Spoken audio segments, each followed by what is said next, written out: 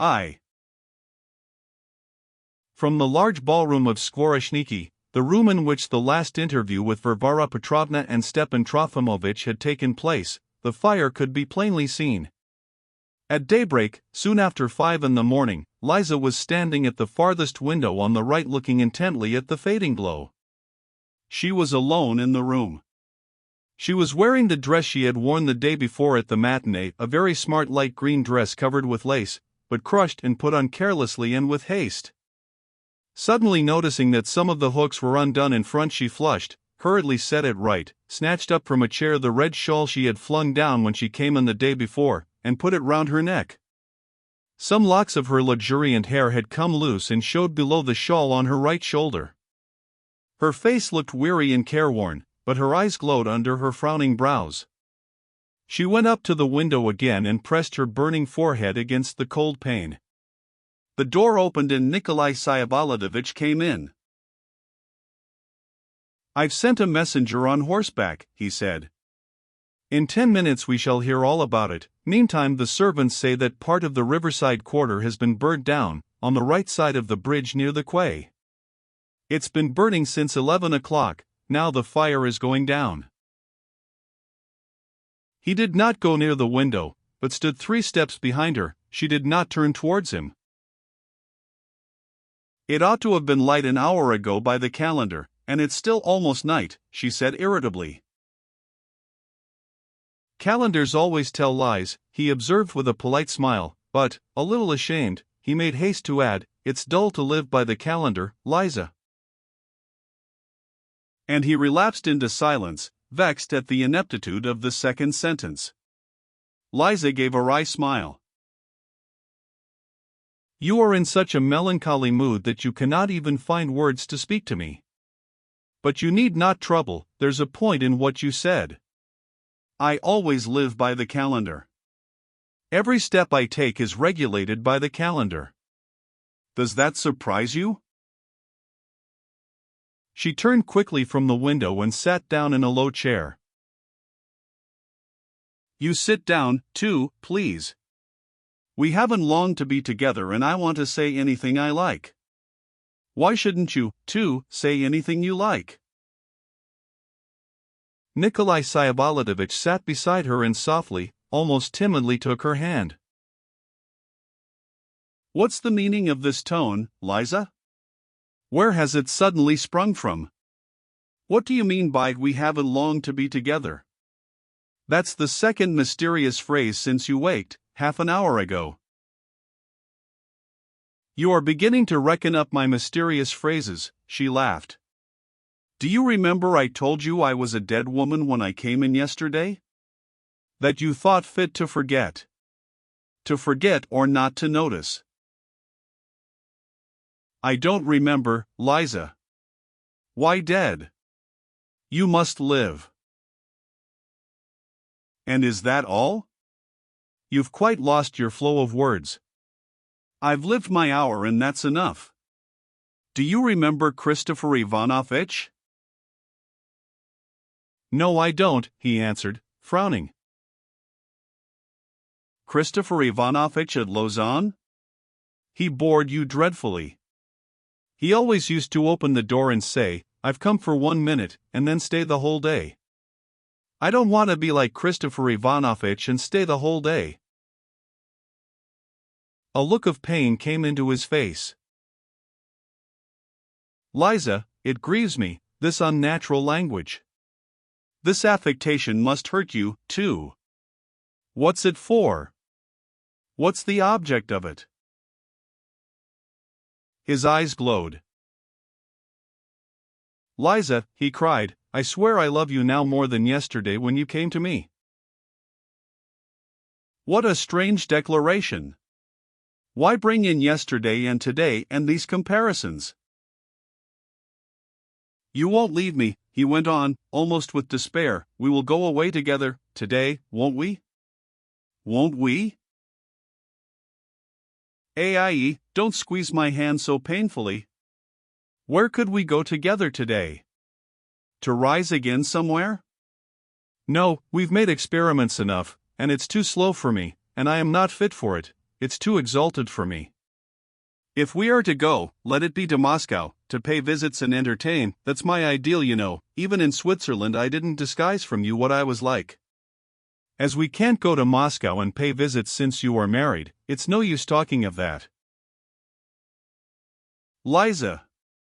What happened yesterday? What happened is over. That's impossible. That's cruel. What if it is cruel? You must bear it if it is cruel. You are avenging yourself on me for yesterday's caprice, he muttered with an angry smile. Liza flushed. What a mean thought. Why then did you bestow on me so great a happiness?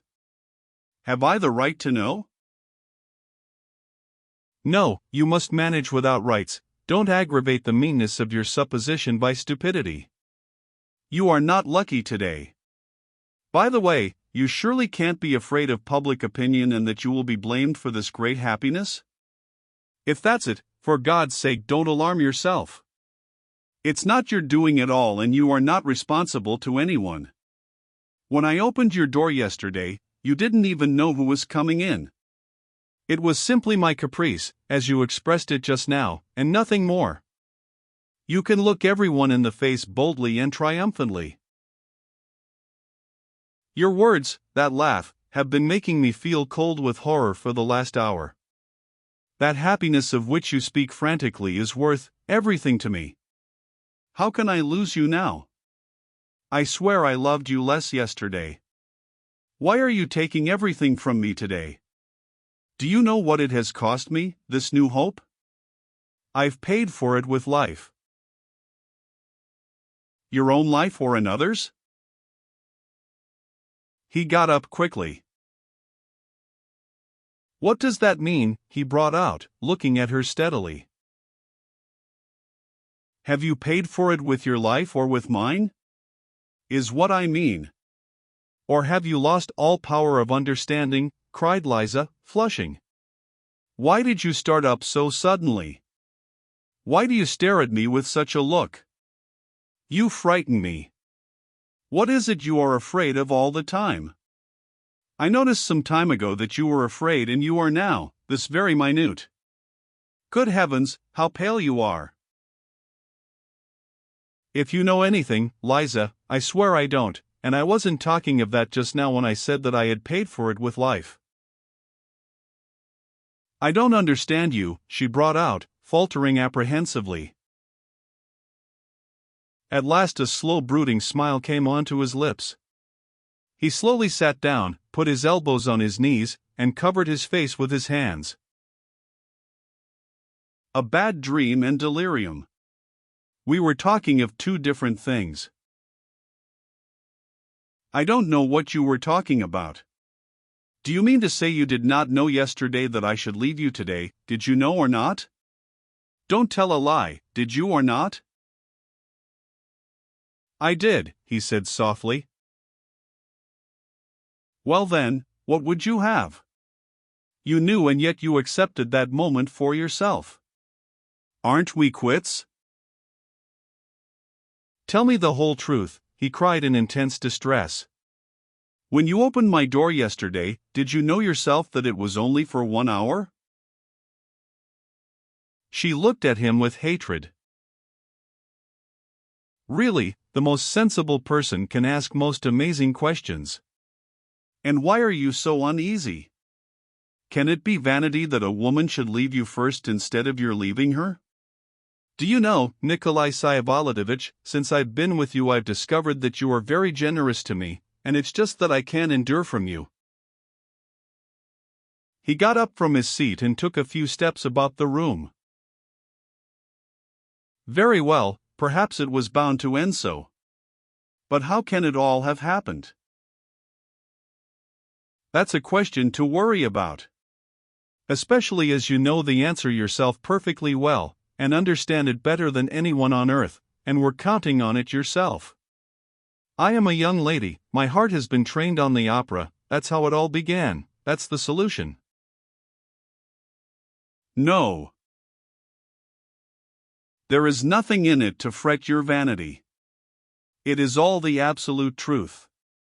It began with a fine moment which was too much for me to bear. The day before yesterday, when I insulted you before everyone and you answered me so chivalrously, I went home and guessed at once that you were running away from me because you were married, and not from contempt for me, which, as a fashionable young lady, I dreaded more than anything. I understood that it was for my sake, for me, mad as I was, that you ran away. You see how I appreciate your generosity. Then Fyodor Stepanovich skipped up to me and explained it all to me at once. He revealed to me that you were dominated by a great idea, before which he and I were as nothing, but yet that I was a stumbling block in your path. He brought himself in, he insisted that we three should work together, and said the most fantastic things about a boat and about maplewood oars out of some Russian sewn. I complimented him and told him he was a poet, which he swallowed as the real thing. And as apart from him I had known long before that I had not the strength to do anything for long, I made up my mind on the spot. Well, that's all and quite enough, and please let us have no more explanations. We might quarrel. Don't be afraid of anyone, I take it all on myself. I am horrid and capricious, I was fascinated by that operatic boat, I am a young lady, but you know I did think that you were dreadfully in love with me. Don't despise the poor fool, and don't laugh at the tear that dropped just now. I am awfully given to crying with self-pity. Come, that's enough, that's enough. I am no good for anything and you are no good for anything, it's as bad for both of us, so let's comfort ourselves with that. Anyway, it eases our vanity.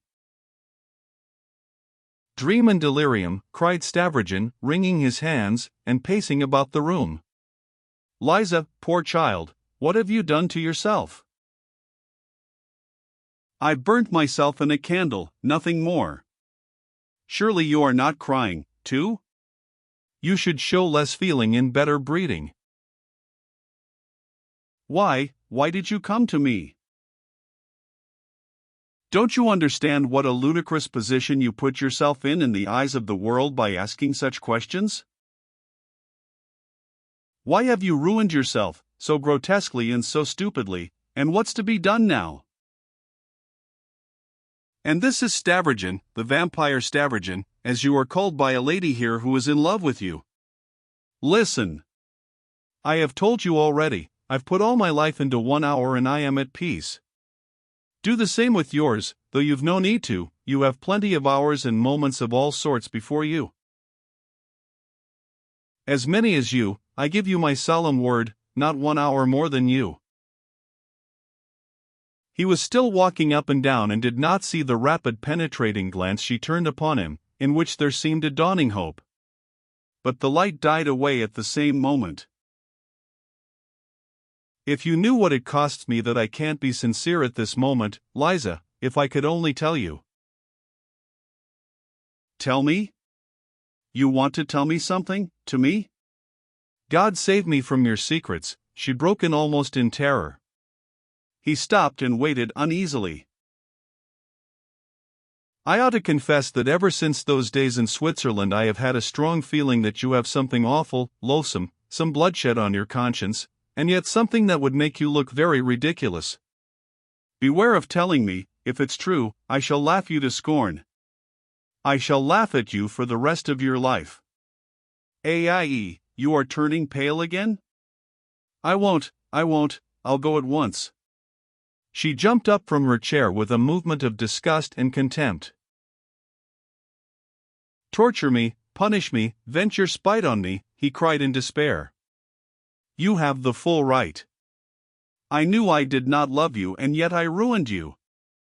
Yes, I accepted the moment for my own, I had a hope. I've had it a long time, my last hope. I could not resist the radiance that flooded my heart when you came into me yesterday, of yourself, alone, of your own accord. I suddenly believed. Perhaps I have faith in it still. I will repay such noble frankness by being as frank. I don't want to be a sister of mercy for you. Perhaps I really may become a nurse unless I happen appropriately to die today, but if I do I won't be your nurse, though, of course, you need one as much as any crippled creature. I always fancied that you would take me to some place where there was a huge wicked spider, big as a man, and we should spend our lives looking at it and being afraid of it. That's how our love would spend itself. Appeal to Dashenka, she will go with you anywhere you like. Can't you help thinking of her even now?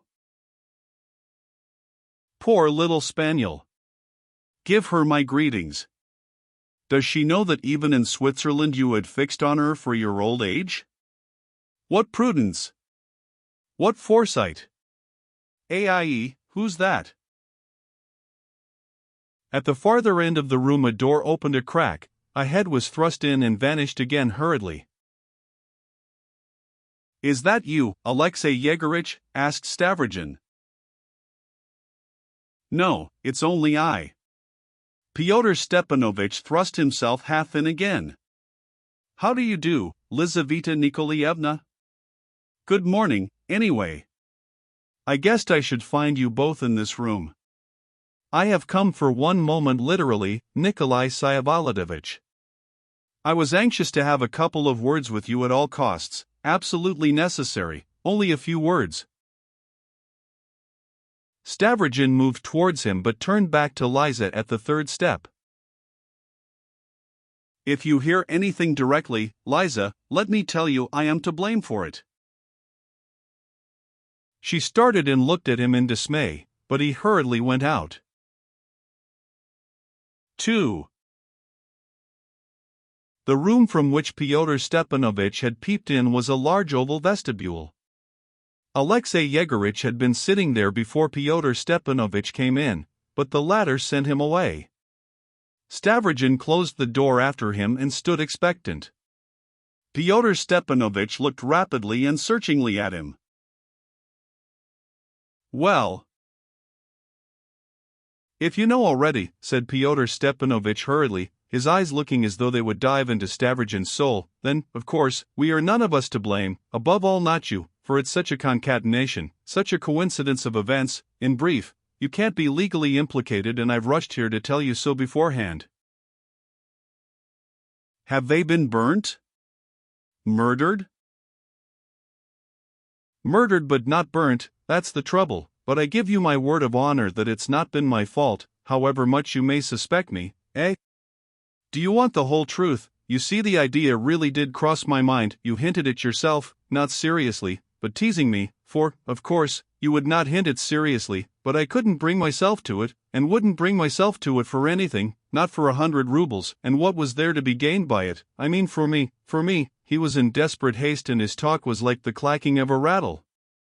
But what a coincidence of circumstances! I gave that drunken fool Lebyadkin 230 rubles of my own money, do you hear, my own money, there wasn't a ruble of yours and, what's more, you know it yourself, the day before yesterday, in the evening, do you hear, not yesterday after the matinee, but the day before yesterday, make a note of it. It's a very important coincidence, for I did not know for certain at that time whether Lizaveta Nikolaevna would come to you or not. I gave my own money simply because you distinguished yourself by taking it into your head to betray your secret to everyone. Well, I won't go into that, that's your affair, your chivalry, but I must own I was amazed. It was a knockdown blow. And forasmuch as I was exceeding weary of these tragic stories, and let me tell you, I talk seriously though I do use biblical language, as it was all upsetting my plans. In fact, I made up my mind at any cost, and without your knowledge, to pack the Lebyatkins off to Petersburg, especially as he was set on going himself. I made one mistake. I gave the money in your name. Was it a mistake or not? Perhaps it wasn't a mistake, eh? Listen now, listen how it has all turned out. In the heat of his talk he went close up to Stavrogin and took hold of the revers of his coat. Really, it may have been on purpose. With a violent movement Stavrogin struck him on the arm. Come, what is it? Give over, you'll break my arm. What matters is the way things have turned out, he rattled on, not in the least surprised at the blow. I forked out the money in the evening on condition that his sister and he should set off early next morning. I trusted that rascal Liputin with the job of getting them into the train and seeing them off. But that beast Liputin wanted to play his schoolboy pranks on the public, perhaps you heard? At the matinee? Listen, they both got drunk, made up verses of which half are Liputin's. He rigged Lebyadkin out in a dress coat, assuring me meanwhile that he had packed him off that morning, but he kept him shut somewhere in a back room, till he thrust him on the platform at the matinee. But Lebyadkin got drunk quickly and unexpectedly. Then came the scandalous scene you know of, and then they got him home more dead than alive, and Liputin filched away the 200 rubles, leaving him only small change. But it appears unluckily that already that morning Lebyadkin had taken that 200 rubles out of his pocket, boasted of it and shown it in undesirable quarters. And as that was just what Fedka was expecting, and as he had heard something at Kirilov's, do you remember, your hint, he made up his mind to take advantage of it. That's the whole truth. I am glad, anyway, that Fedka did not find the money. The rascal was reckoning on 1,000, you know. He was in a hurry and seems to have been frightened by the fire himself. Would you believe it, that fire came as a thunderbolt for me? Devil only knows what to make of it. It is taking things into their own hands. You see, as I expect so much of you, I will hide nothing from you. I've long been hatching this idea of a fire because it suits the national and popular taste, but I was keeping it for a critical moment, for that precious time when we should all rise up and they suddenly took it into their heads to do it, on their own initiative, without orders, now at the very moment when we ought to be lying low and keeping quiet. Such presumption! The fact is, I've not got to the bottom of it yet. They talk about 2 Spigulin men, but if there are any of our fellows in it, if any one of them has had a hand in it, so much the worse for him. You see what comes of letting people get ever so little out of hand. No, this democratic rabble, with its quintets, is a poor foundation. What we want is one magnificent, despotic will, like an idol, resting on something fundamental and external. Then the quintets will cringe into obedience and be obsequiously ready on occasion. But, anyway, though, they are all crying out now that Stavrogin wanted his wife to be burnt and that that's what caused the fire in the town, but... Why, are they all saying that? Well, not yet, and I must confess I have heard nothing of the sort, but what one can do with people, especially when they've been burned out. Vox populi vox Dei.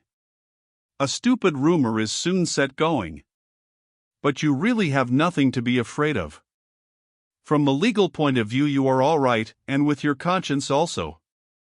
For you didn't want it done, did you? There's no clue, nothing but the coincidence. The only thing is Fedka may remember what you said that night at Kirilov's, and what made you say it, but that proves nothing and we shall stop Fedka's mouth. I shall stop it today. And weren't the bodies burnt at all? Not a bit. That ruffian could not manage anything properly. But I am glad, anyway, that you were so calm, for though you are not in any way to blame, even in thought, but all the same. And you must admit that all this settles your difficulties capitally. You are suddenly free and a widower and can marry a charming girl this minute with a lot of money, who is already yours, into the bargain. See what can be done by crude, simple coincidence, eh? Are you threatening me, you fool?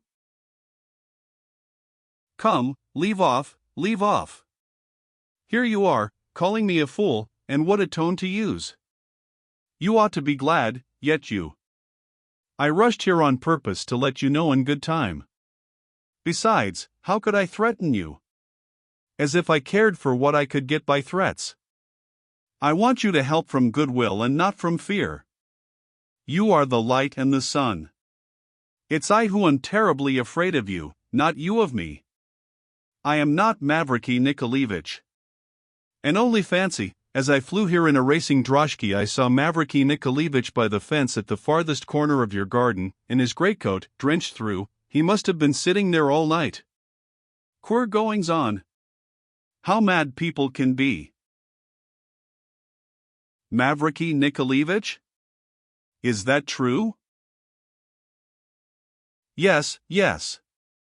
He is sitting by the garden fence. About 300 paces from here, I think. I made haste to pass him, But he saw me. Didn't you know? In that case, I am glad I didn't forget to tell you. A man like that is more dangerous than anyone if he happens to have a revolver about him, and then the night, the sleet, or natural irritability, for after all he is in a nice position, ha. What do you think? Why is he sitting there? He is waiting for Lizaveta Nikolaevna, of course. Well, why should she go out to him? And, in such rain too, what a fool! She is just going out to him. That's a piece of news. So then. But listen, her position is completely changed now. What does she want with Mavriky now? You are free, a widower, and can marry her tomorrow.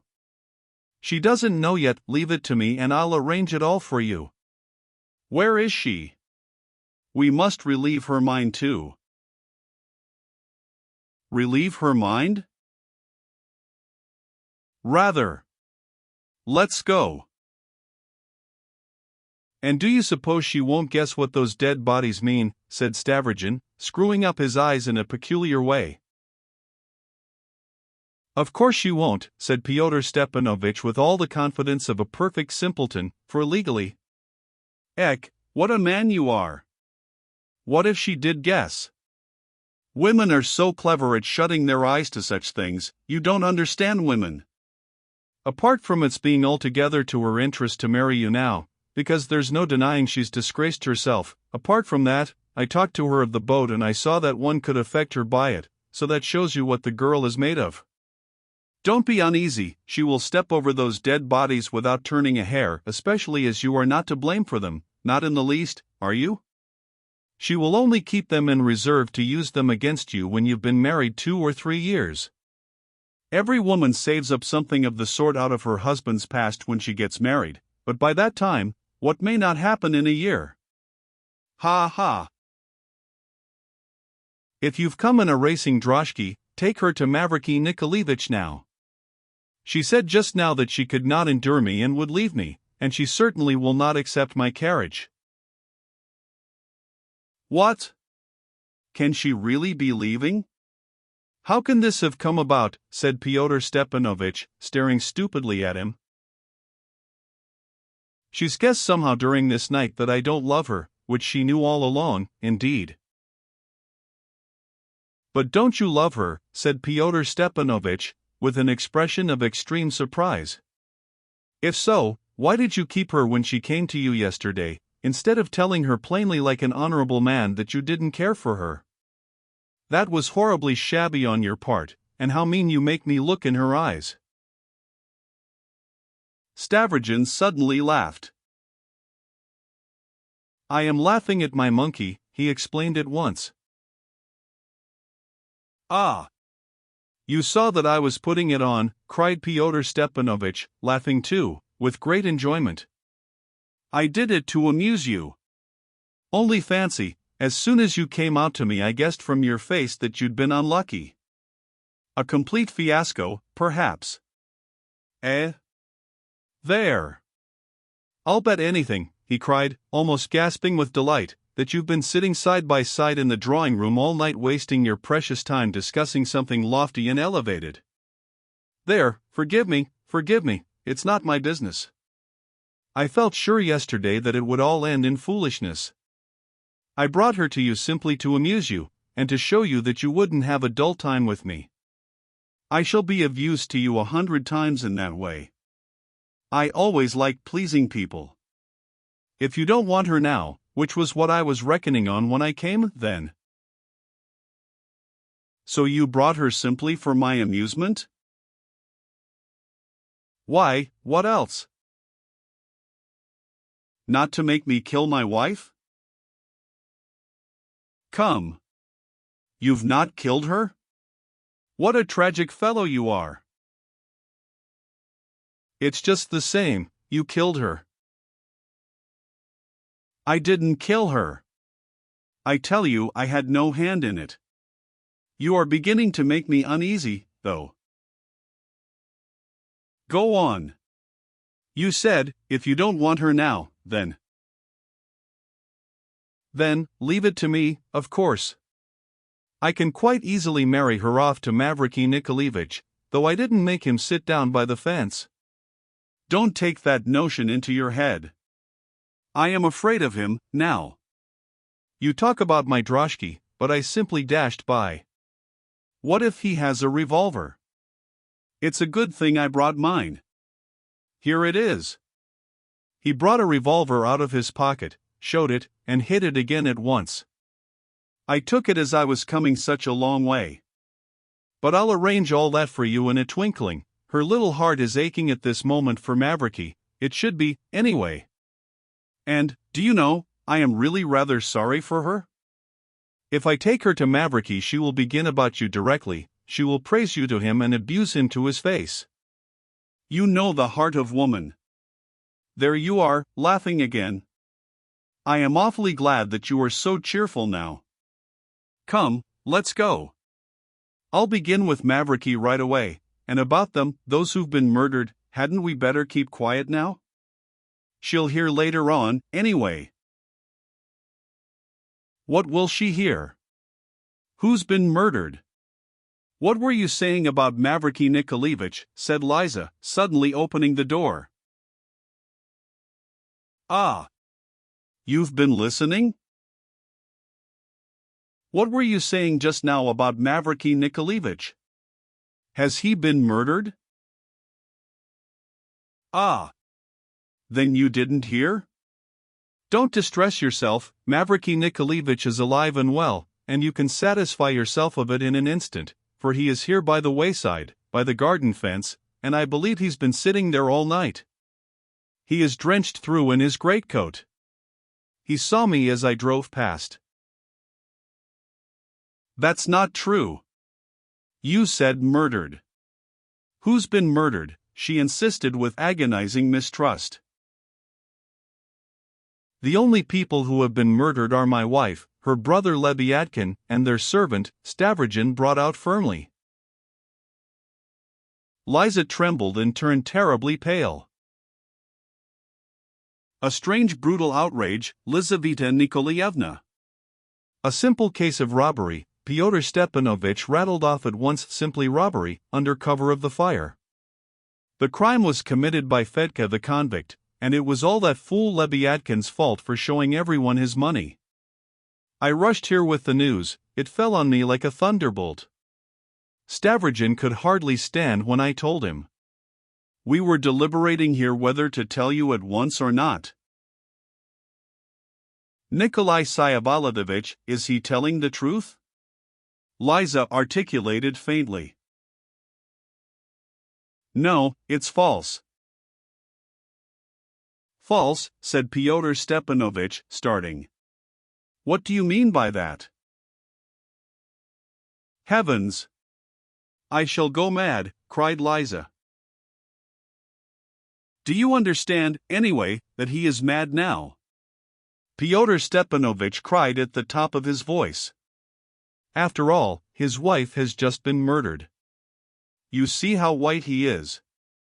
Why, he has been with you the whole night. He hasn't left your side a minute. How can you suspect him? Nikolai Syavolodovich, tell me, as before God, are you guilty or not, and I swear I'll believe your word as though it were God's, and I'll follow you to the end of the earth. Yes, I will. I'll follow you like a dog. Why are you tormenting her, you fantastic creature? Cried Fyodor Stepanovich in exasperation. Lizaveta Nikolaevna, upon my oath, you can crush me into powder, but he is not guilty. On the contrary, it has crushed him, and he is raving, you see that. He is not to blame in any way, not in any way, not even in thought. It's all the work of robbers who will probably be found within a week and flogged. It's all the work of Fedka the convict, and some Spigulin men, all the town is agog with it. That's why I say so too. Is that right? Is that right? Liza waited trembling for her final sentence. I did not kill them, and I was against it, but I knew they were going to be killed and I did not stop the murderers. Leave me, Liza, Stavrogin brought out, and he walked into the drawing room. Liza hid her face in her hands and walked out of the house. Fyodor Stepanovich was rushing after her, but at once hurried back and went into the drawing room.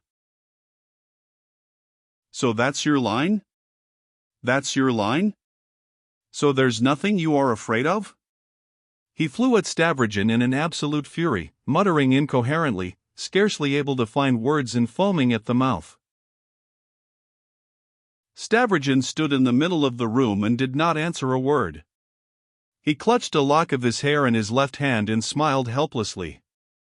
Fyodor Stepanovich pulled him violently by the sleeve. Is it all over with you? So that's the line you are taking? You'll inform against all of us, and go to a monastery yourself, or to the devil.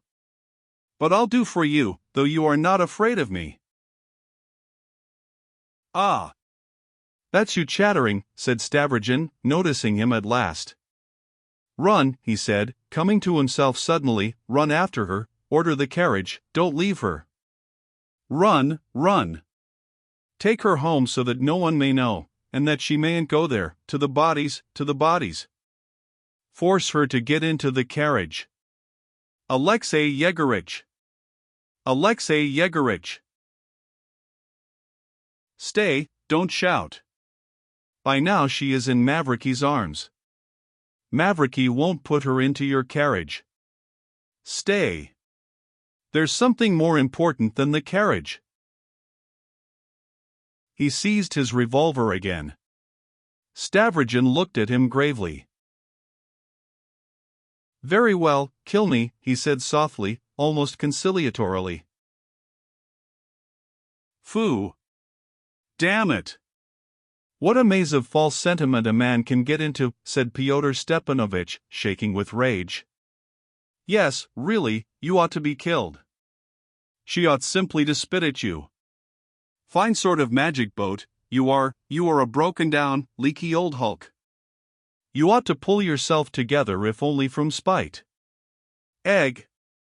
Why, what difference would it make to you since you ask for a bullet through your brains yourself? Stavrogin smiled strangely. If you were not such a buffoon I might perhaps have said yes now. If you had only a grain of sense. I am a buffoon, but I don't want you, my better half, to be one. Do you understand me? Stavrogin did understand, though perhaps no one else did. Shatov, for instance, was astonished when Stavrogin told him that Fyodor Stepanovich had enthusiasm. Go to the devil now, and tomorrow perhaps I may wring something out of myself. Come tomorrow. Yes? Yes? How can I tell? Go to hell. Go to hell. And he walked out of the room. Perhaps, after all, it may be for the best, Fyodor Stepanovich muttered to himself as he hid the revolver. 3. He rushed off to overtake Lizaveta Nikolaevna. She had not got far away, only a few steps, from the house. She had been detained by Alexei Yegorich, who was following a step behind her, in a tailcoat, and without a hat, his head was bowed respectfully. He was persistently entreating her to wait for a carriage. The old man was alarmed and almost in tears. Go along. Your master is asking for tea, and there's no one to give it to him, said Fyodor Stepanovich, pushing him away. He took Liza's arm. She did not pull her arm away, but she seemed hardly to know what she was doing. She was still dazed. To begin with, you are going the wrong way, babbled Fyodor Stepanovich. We ought to go this way, and not by the garden, and, secondly, walking is impossible in any case. It's over 2 miles, and you are not properly dressed. If you would wait a second, I came in a droshky, the horse is in the yard. I'll get it instantly, put you in, and get you home so that no one sees you." "How kind you are," said Liza graciously. "Oh, not at all. Any humane man in my position would do the same." Liza looked at him, and was surprised. "Good heavens! Why, I thought it was that old man here still." Listen. I am awfully glad that you take it like this, because it's all such a frightfully stupid convention, and since it's come to that, hadn't I better tell the old man to get the carriage at once? It's only a matter of 10 minutes and we'll turn back and wait in the porch, eh? I want first, where are those murdered people? Ah! What next? That was what I was afraid of. No, we'd better leave those wretched creatures alone, it's no use your looking at them. I know where they are. I know that house. Well, what if you do know it? Come, it's raining, and there's a fog. A nice job, this sacred duty I've taken upon myself. Listen, Lizaveta Nikolaevna. It's one of two alternatives. Either you come with me in the droshky, in that case wait here, and don't take another step, for if we go another 20 steps we must be seen by Mavriky Nikolaevich. Mavriky Nikolaevich. Where? Where? Well, if you want to go with him, I'll take you a little farther, if you like, and show you where he sits, but I don't care to go up to him just now. No, thank you. He is waiting for me.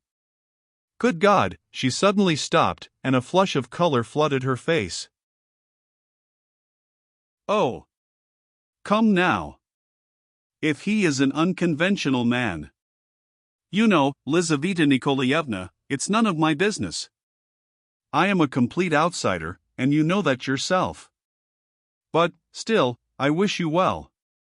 If your ferry boat has failed you, if it has turned out to be nothing more than a rotten old hulk, only fit to be chopped up. Ah! That's fine, that's lovely, cried Liza. Lovely, and yet your tears are falling. You must have spirit. You must be as good as a man in every way. In our age, when woman. Foo, hang it, Fyodor Stepanovich was on the point of spitting. And the chief point is that there is nothing to regret. It may all turn out for the best. Mavriky Nikolaevich is a man.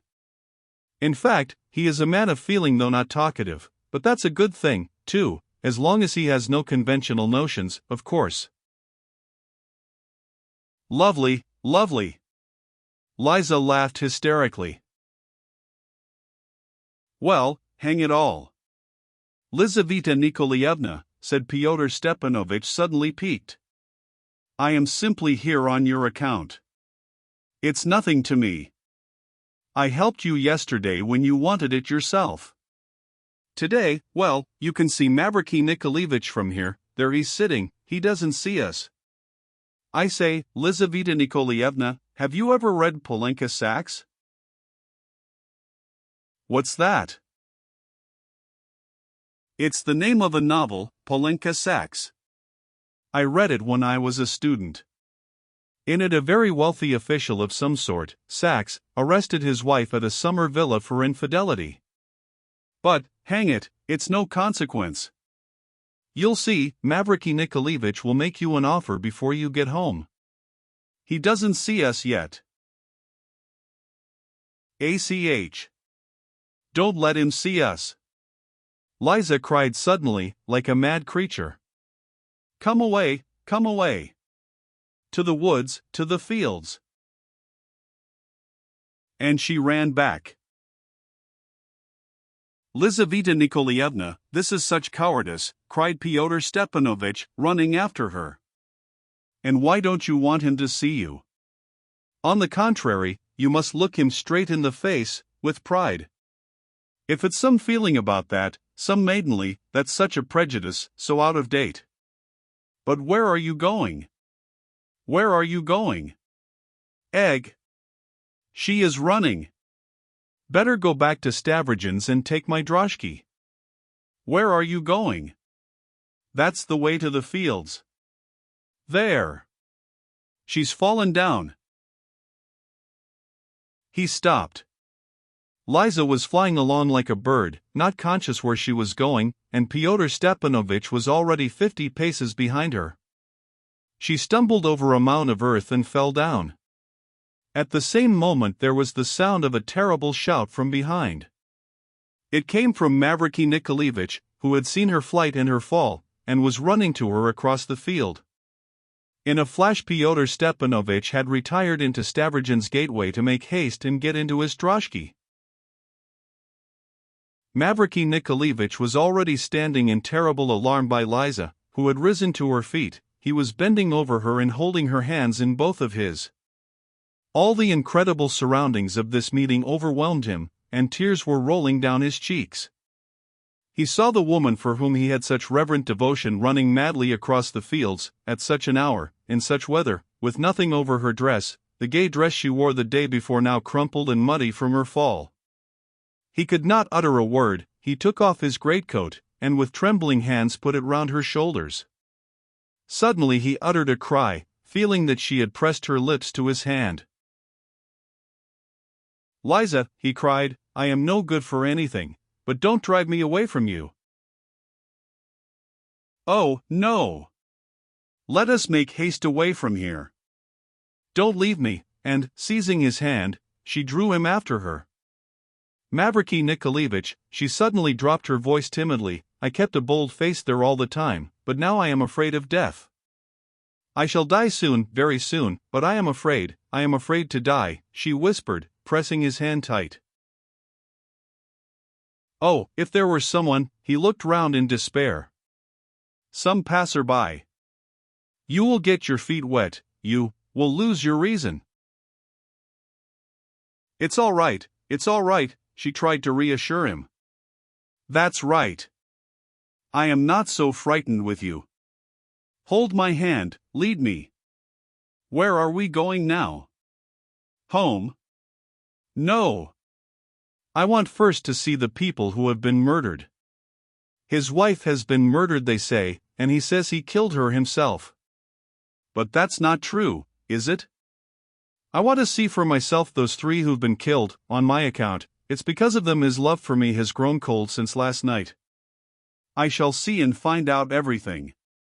Make haste, I know the house, there's a fire there.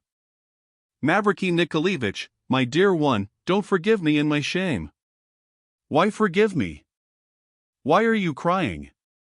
Give me a blow and kill me here in the field, like a dog." "No one is your judge now," Mavriky Nikolaevich pronounced firmly. "God forgive you. I least of all can be your judge." But it would be strange to describe their conversation. And meanwhile they walked hand in hand quickly, hurrying as though they were crazy. They were going straight towards the fire. Mavriky Nikolaevich still had hopes of meeting a cart at least, but no one came that way. A mist of fine, drizzling rain enveloped the whole country, swallowing up every ray of light, every gleam of color, and transforming everything into one smoky, leaden, indistinguishable mass. It had long been daylight, yet it seemed as though it were still night. And suddenly in this cold foggy mist there appeared coming towards them a strange and absurd figure.